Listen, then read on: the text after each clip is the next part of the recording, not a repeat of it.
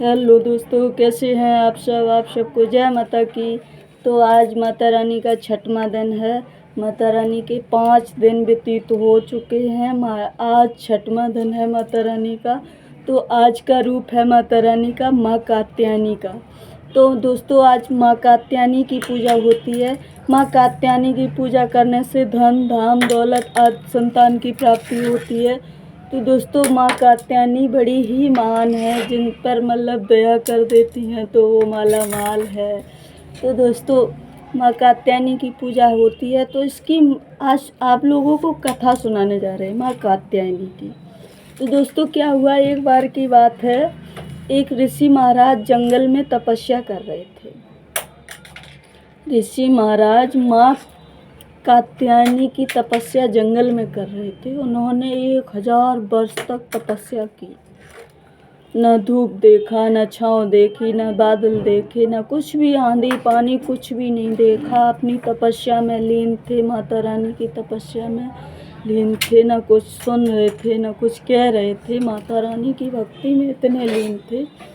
तो भैया 1000 वर्ष तक जब तपस्या की तो माता रानी बहुत खुश हुई।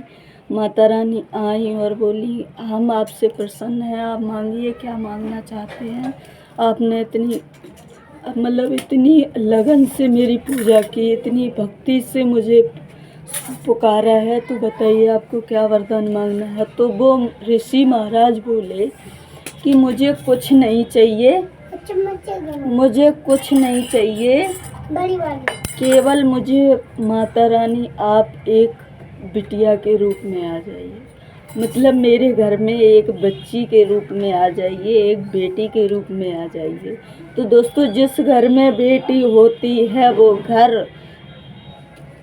पावन और महान होता है। जिस घर में बेटियां नहीं होती हैं वो घर घर नहीं शमशान होता है। जिस घर में बेटी अगर जन्म ले ले तो वो घर धन है, वो घर जिस घर में बेटी होती है। तो दोस्तों, जिन लोगों के बेटियां नहीं हैं तो उन लोगों को बहुत बेटियों की याद आती है, बहुत ख़राब लगता है। क्योंकि बेटी बेटी होती है। एक बार लड़का नहीं सुनेगा लेकिन बेटी ज़रूर सुनेगी। माँ बाप की कुछ भी करे लेकिन बेटी ज़रूर सुनेगी। तो दोस्तों, माता ने कहा यथास्थ ऐसा ही होगा। तो अश्विन मास के कृष्ण पक्ष चतुर्थी को माँ कात्यायनी, ऋषि का नाम था कात्यायन, और उनके घर में उन कात्यायनी माँ ने जन्म लिया। अश्विन की शुक्ल पक्ष चतुर्थी को माँ कात्यायनी ने उस ऋषि के घर में जन्म लिया। तो भैया विशाल रूप तैयार किया, 10 भुजाएं, त्रिशूल, कमंडल, चक्र, एकदम माँ प्रकट हो गई। तो भैया बड़े ऋषि बहुत खुश हुए कि मेरे घर में बेटी आई। तो भैया ऋषि ने पालन पोषण किया माँ कात्यायनी का। तो वो कात्यायन थे, इसलिए इनका नाम माँ कात्यायनी पड़ा।